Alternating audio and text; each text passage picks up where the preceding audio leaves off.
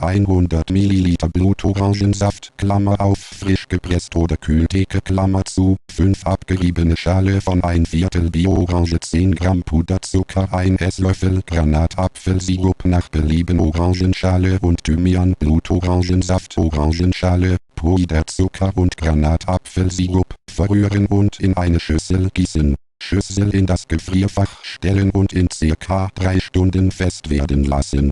Dabei mehrmals mit einer Gabel durchrühren. Granita vor dem Servieren in ein Dessertglas füllen und nach Belieben mit etwas Orangenschale und einem Zweig Thymian garnieren. Extra-Tipp: Legen Sie das Dessertglas vor dem Befüllen kurz ins Gefrierfach.